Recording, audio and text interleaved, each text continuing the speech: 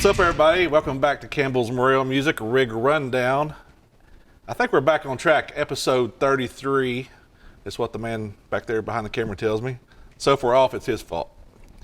And like I said, we will interview every bass player in a 2-hour radius before this is all said and done. So if you're a bass player and you haven't got interviewed yet, email us. We'll get you on here. And Vapor hates that we have all these bass players, but man, this is the only time they get some love. They're right. We're the unsung heroes. That's for sure. And yeah, one of my favorite bass players in the whole area, all the way from Norton, Virginia today. Yeah, give it up for Nic Cook of Seasons of the Witch. Yeah. And y'all probably seen them play a lot at Capone's and the Hideaway here locally. And they hit all kinds of areas: Knoxville, southeastern Kentucky, and West Virginia, and yep, all the way up to Cincinnati and Huntington. We just said West Virginia. So yeah, just all over. Yeah, great band. We were going to do a double shot tonight, but the guitar player couldn't make it tonight, but we'll get him later on. Yeah, he's stuck working in the weed mines in Virginia. Oh, okay. Well, that's a good excuse, I guess. Yeah. Yeah, man. So Nick's always got great bass tone. From every time I heard you sound great, and I love your playing. And we got some new stuff to talk about since I've seen you last. And yeah, man, we'll just jump in. I always talk about the bass first. So right if you want on. to talk about that one, then yeah. So, like you said, I'm always moving my stuff around because you just can't get enough gear. But this has been my main one for, I guess, almost a year now. It's a Rickenbacker 4003 S model. So, you know, it doesn't have like the stereo or the shark fin inlays or any of the fancy binding. It is just a get up and go puppy. The only real modifications to it are like taking the this little rest thing off here that covers the pickup usually. And then this is a hip shot bridge, so I can fine tune the intonation and up and down of each individual string. Yeah. Because on the normal Ricks, you get like that whole old school clunky thing. yeah, that, you can get maybe one intonated. yeah, and the rest they're not. just they're really stuck on just heritage or something, you know. But yeah, this is my main one. It is killer. I love it so much. We got push pull because it's a 2015 model, and then of course behind me we have a PVT40. It's a 80s or so. I actually waited so long to find an aluminum neck on it because that's the first thing you're gonna notice, right? Yeah. And this these guys down in Florida called Hoxie. I'm unfamiliar with how you're gonna pronounce it, right? They'll let me know if I messed it up. But I got in contact with them, and it was like the most affordable one I could find. Yeah. They were excellent dudes. Answered any question I had because I'm like, oh, how much weight am I going to save if I, do this and this modification? And then, I got it ordered, totally forgot to put dots on the side, and I was like, I can't play it without dots. Messaged them, they didn't care. They were like, yeah, we'll slap it on there for you, get it done. And this was actually when I started, or when we joined Season of the Witch, I don't know. I met up with Mikey and Mitch at a time that we just started jamming. So I don't know if I started it or joined it with them, but we're there, you know. This thing was in the beginning, non-aluminum neck. I got Manic and was like, this band is so old school in the 70s. I need something from that era, like that looks like it.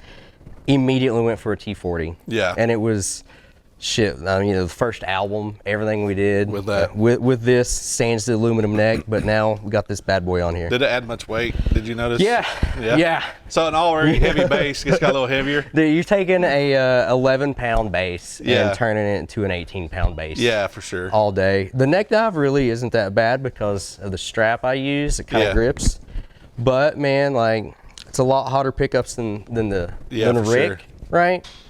But I love it, and it makes the sound I want. Yeah, and I had a T40 for a minute, and I was definitely thinking about that mod too after I seen that neck on yours, and then end up getting a couple of the Kramers with the aluminum, there's like DMZs or something they're called, right? Yeah, so there's nothing that sustains like that. Oh my God! Just for days. You can literally just take and like do that, and it'll just go nonstop. Yeah. travels. And then I guess a notable thing on both of these bases is I do use flat wounds. Yeah. I don't use like round or tape. I like just good old Diodario chrome flats. Flats. You know, for all these weird trebly fuzzes I'm using, got to take it out somehow. Yeah. And a lot of people, you know, like playing rock music, it's like, how are you getting that tone from flat wounds? But I mean, I look back, Steve Harris played flat wounds, Geezer played flat wounds a lot. Exactly. You know, you can EQ out in your amps or your pedals, so yeah, for sure. You got control everywhere else. Yeah. So. Yeah, speaking of pedals, I guess you're coming out of that bass and a nice Cooley cable into a very familiar looking pedal. This Hagtronics Rotten Sorcerer. That's the only one I know the name of for sure, because our buddy Dylan designed the graphic for it. Yeah. And we're going to drop Paul, you know, a few little links up here for his Hagtronics pedals. Absolutely. And his hats, and all of his merch. It's all killer, you know. He's an awesome dude and is building some really good pedals. If you haven't got a chance, I think he had a recent write up in Premier Guitar magazine. Premier Guitar, yeah. And so he's starting to blow up a little bit, and we can catch him on his train early. Yeah, he's getting there. Yeah. It's killer. So yeah, going into the pedals, this cable actually is Amperature Co., which I'm probably butchering. Really awesome dude we found on Instagram, hand building these cables, hooked me and Mikey up. So Mikey has an orange one, I got a purple one because we just went with our favorite colors. Well, they look more solid built than a Fender. Yeah, exactly. We went through so many Pig Hog and Fender cables that we just said, you know what, if we're gonna keep buying them, let's buy something real nice. Yeah. You know. So straight out of that, the first pedal I got is a Rotten Sorcerer. I guess I'll just give a little sound demo of like each one individually. So Rotten Sorcerer, so clean. And then just here's the Rotten. I don't have it like dialed to make like a crazy fuzz. I like it to still be that deep rumble. The next pedal we got into it is actually, it just says Hagtronics on it, but I guess this was kind of like a prototype he did that I did some trades for. Okay. I traded him a dark glass pedal, like a preamp, for his first run of an octave clang. So, you know, or you'll see it as a Grassman Fuzz is what he calls it now. Oh, gotcha. I think, yeah. So that one we got. You know, we're still not really fuzzing it up too crazy yet. Yeah. With that one, those go straight into a piece that I tried to get forever. And if you know about these Ibanez Weeping Demons, they're impossible to find. And I got the sweetest deal for like 80 bucks. Like, it is the junior model, WD7 Junior, instead of the full one, so I don't have like a high or low sweep on it, but I got a volume and a delay kind of roll off. But it's just...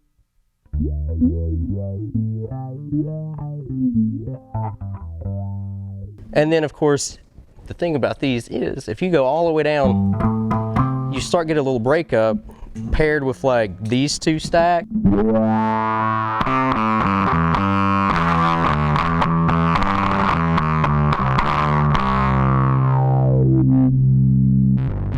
Yeah, it starts really cutting. Yeah. Like there's not been a better pedal since like the Weeping Demon for a while. I had the bass wall for a while, the white one. Right. This just, oh my God, the perfect wall, man. Well, the guy behind the camera probably agrees with you because he's got that wall as well. My man. You gotta recognize gearheads, dude. I love it. This goes actually then from the wah into a POG. So it's the Nano PoG, Nano, because they do like a big PoG, a micro, too many of them. Yeah, it's now a they're PoG. coming out with the Pico. Dude, there's too many of them. It's a PoG. We know what it does. It's a sub-octave and an octave up, right? You can mix in dry signal. I got mine right now, kind of weird sounding.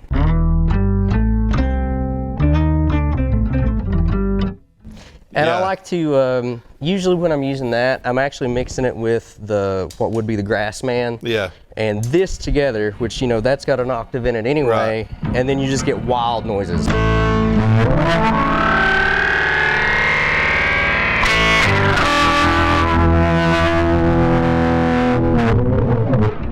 So, you know, that sounds like some horror movie Halloween shit, right? Oh, yeah. And, you know, that's what Season of the Witch is about. Yeah, for sure. We love Halloween, and nothing sounds more Halloween than what kind of sounds like a woman screaming in your amp. Yeah. Speaking of Halloween, October 27th. Yeah, the good Capone's. Yeah. Yeah, so we're Appalachian Death Cult. It's going to make their second return there, and joining with Seasons of the Witch and Wilson and the Walk for that Halloween show on October 27th. It's going to be huge. Yeah, it's going to be killer. I'm excited. You guys really riffed it up the first time we played with you there, and I'm super pumped to do it again. Yeah, it's going to be fun. Yep. And then from the PoG we have this little unmarked pedal. So this is a little special treat from Paul. I bothered him kind of a lot about some clean blend stuff, and then one day he kind of messaged me and was like, hey man, look what I've been working on. And I was like, please, I need it. So this is a prototype from Paul. It's essentially an HM2 with obviously a lot of extra features, right? Right. We got some chokes, some throttle, some phase, all kinds of stuff, and a clean blend, most important part. Yeah, especially for bass Because you know, players. if you're using an HM2, like that crazy chainsaw sound, like sometimes you need to dial it back. Yeah. But I've got mine dialed to just a nice overdriven,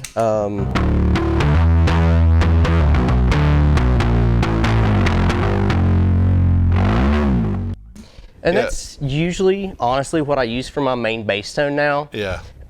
When I want to get weird sounds, that's when I reach for these fuzzes and the PoG. Right.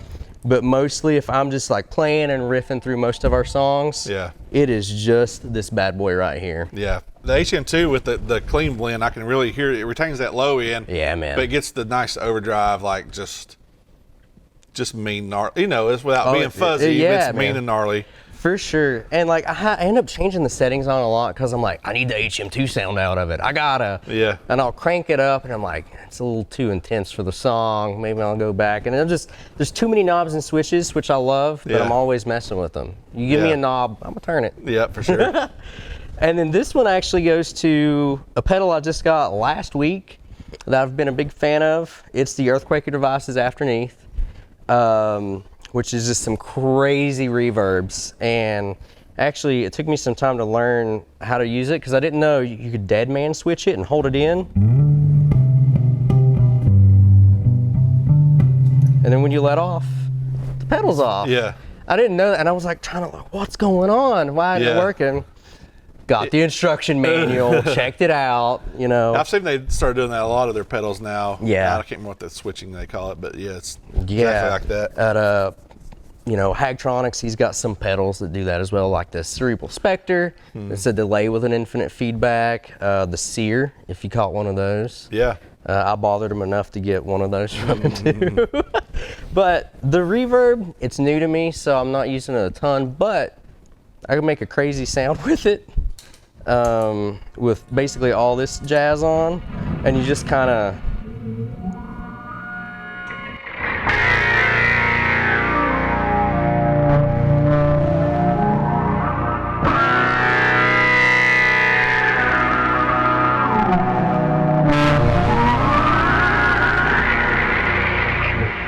you know, it's then you feel like you're in Space Odyssey or something, right? Like that's why I love that. Like all these together. I think any bass players watching this needs a reverb on their pedal board. More bass reverb. And for nothing else, transitioning songs. Yeah, man. When you just want to get weird for a minute and just you don't want this dead space. You can just create. You create all. Feel the air, man. Yeah. So I'm a big fan of that. Yeah. And so the head, I'm not used to seeing. I'm used to seeing you playing the SVT. We guess I got the cabinet, but what's this head right here? So this is a 1980s Yamaha B102. A buddy of mine actually put me onto these.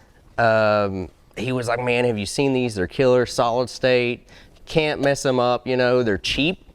So don't go fuck that up for me on reverb, please. They're hard enough to find as it is. I don't need them to be $800. Yeah. Like, I like them where they're at, which is about $250 to $300. Yeah, we won't Josh Scott this thing right Please now. don't, no. Yeah, JHS Pedals is going to get a hold of this and just ruin me. No. It's really just a pretty simple and straightforward bass amp. You know, you got your high and low input for your active or not. Yeah. Then you just get volume, treble, middle, bass. And then you have some bass frequency EQ all the way up to like where you're hitting a kind of like your high mids at 1250 range, and all the way down to 60 hertz. So you can really dial in a nice, powerful bass tone with it. 250 watts, so going through an 810, it's pushing. You know, you can feel the waves if you crank it up, and it sits really well in a mix. And you said usually you see my SVT, you know, that's gone. But I think the first thing you probably saw me with was the Hillbish. Oh yeah, the Hillbish design. Yeah. Yeah. So I almost brought that today, and I didn't. Just because I was like, I gotta carry too much crap anyway, you know. And that's the Sun Beta. So it's a Sun Beta bass clone. Yeah. Made in Lynchburg, Virginia. Hillbish Designs. That dude's killer too. 700 watts of solid state, just madness. Yeah. You know. Kind of the Melvin's thing. Yeah, absolutely. Yeah. They use those. Yeah. So. Yeah, I've been eyeballing those. He actually sells the chassis and stuff too if you want to build your own. Yeah. But I haven't got the nerve up to do that yet. I know, right? I was looking at those GT 120 chassis the other night, and I was like, I could probably do it. I'd probably do it. You know. All right, let's hear what this other bass sounds like. Yeah. Let's plug that bad boy up. So you know, Rick sounds like a Rick, tried and true, and then you got this insane heavy monster. And Jason, you've been looking at the Hoaxley. Is it Hoaxley? Hoxie, something. Aluminum necks also. So yeah, they are. Y'all killer. check those out. They're on Reverb. Yeah. I see them all the time, and they're way, like I said, way better priced than like Illuminati or something. Much better pricing. Their turnover was 90 days from start to finish because they're made to order, and like they communicate well the whole time because you get antsy, right? You're like, oh, it's been 91 days. Where the fuck is it? Yeah. They're totally like cool. They'll be like, oh, sorry, you know, it's going out like in 2 days. You know, they're cool guys. Yeah. But so this, again, the only modification here is the neck, and typically if you have your volume all the way up on a T40, it splits them into singles. Right. I remove those wires. So I got pure loud ass hot humbuckers the whole time. Yeah. And I think PV was maybe one of the first, you know, even before Music Man, making these big, you know, huge sounding humbuckers. I'm not sure on that, but it seems like they are. Yeah, they've probably. I mean, got to be around the same time or something. I don't remember when they split away from when Music Man and Fender like had their split thing that started Ernie and Ball and all that. So, but yeah, that's the only electronic modification. So it's still super heavy because if you've ever taken the electronics out, you'll find it's not the neck and the body that's heavy. It's these big fucking chunky things right here. They're insane. Yeah. So let's rip on this. Now these are a lot hotter, so you get.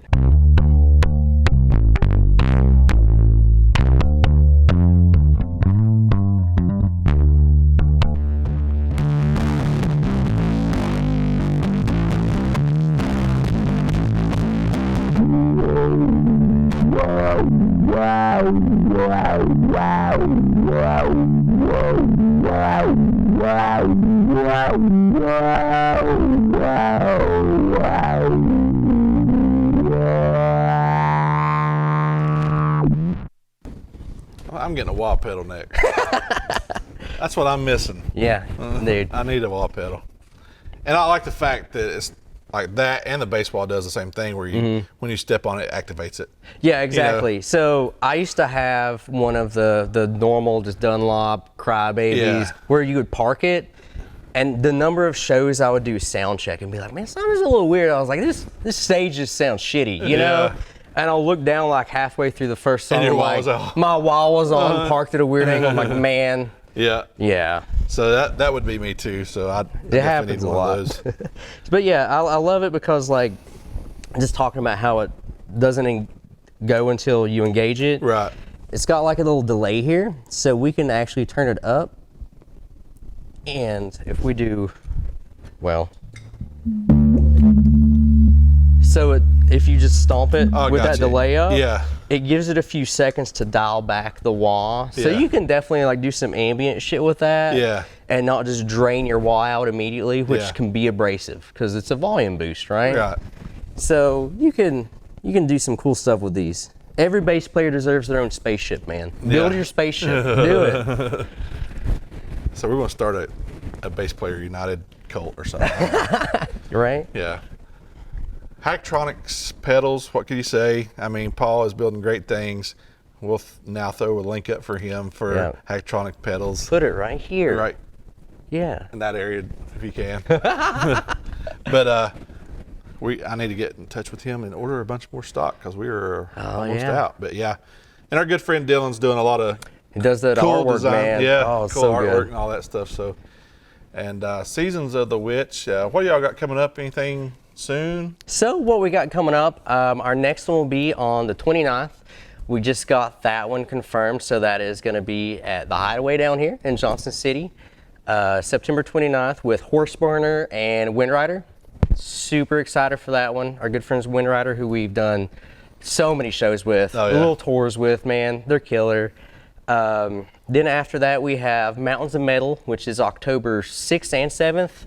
But we are closing it out on the 7th. Awesome. That is in London, Kentucky. So if you want to get drunk in a field, That's the place to be. that's the place to be, baby. Then after that, the 27th with you guys, Appalachian Death Cult at Capone's. Yeah. And the 28th, the day after. So we're going straight to Summit City in good old Whitesburg, Kentucky, baby, to really just probably get arrested. Because, Halloween in Whitesburg's something. Oh, yeah. I can imagine for sure. And if y'all haven't checked out Seasons of the Witch yet, there's something wrong with you. You need to check them out. Y'all probably got music all online and streaming and maybe. Yeah, we absolutely have Spotify, just Season of the Witch. The first time you type it in, you're going to get that fucking Donovan song. But it is a banger, so, give that a listen to. But Season of the Witch on Spotify, on Instagram, Facebook, Bandcamp, I think, Season of the Witch 420. You'll see us. It's got our dumb faces on it, you can recognize. Yeah, and go buy their merch. Yeah, we got a ton of merch. We love selling merch. You don't know what kind of inventory you got, but you got merch. Yeah, it's impossible to keep track of that. Every band knows that if you've got merch somewhere, you don't know what the fuck you got. Yeah. It's just a pile of shirts. Yeah, for sure. You gonna play some riffs? Play some And we'll riffs. fade you out. Sure, man. Yeah. Let's do it. I don't know. Anything you want. Dear God.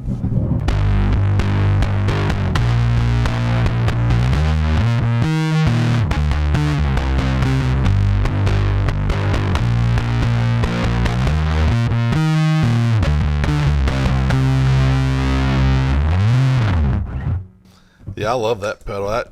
That's pretty gnarly sounding. Yeah. I'm gonna have to hit Paul up for one of those. Yeah. It's so killer. I love it so much. I did feel like I was like, dude, clean blend. Well, it would be so cool, right? Yeah. And he's just like, yeah, it'd be cool. Yeah. Yeah, I think almost all overdrive should have some kind of clean blend on. I know. Well, people used to use the JHS Morning Glory. Yeah. Was that it? Which I don't think they had a blend, right? I can't remember if it did or not. I know the Voodoo Sparkle Drive did. The Voodoo Labs. That's one of the early ones I remember for sure. Yeah. But yeah, man, this rig sounds great. I appreciate you driving a good over an hour. I don't know how far Norton is. Yeah, it's just an hour 30, 15. Hour 15. Yeah, it wasn't bad. It wasn't terrible. But y'all go check them out, the Hideaway. Get to see them and one of our other favorite bands, Windrider. Yeah, man. And we've had almost all of them on here except for Chloe. We're gonna get her on Yeah, there. you got to get a little Hagtronics vocal pedal. Yeah. It's turned into a Hagtronics commercial. It really is. Yeah. Oh well. Yeah. Paul appreciates. Yeah, for sure. But thanks for joining us today. And Nic Cook, Seasons of the Witch. Go check their band out and give them likes, loves, buy their merch. That's more important than a penny stream on Spotify. Buy shirts. Yeah, buy our merch so we can buy some dope. Yeah. That's great. Thank you, Jason, for Campbell's Music. Signing off. Awesome, dude. Love it. This is fun.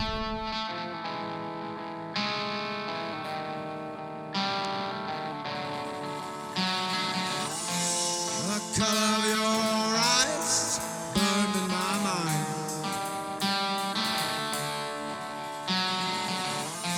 The morning blue grabs hold of you.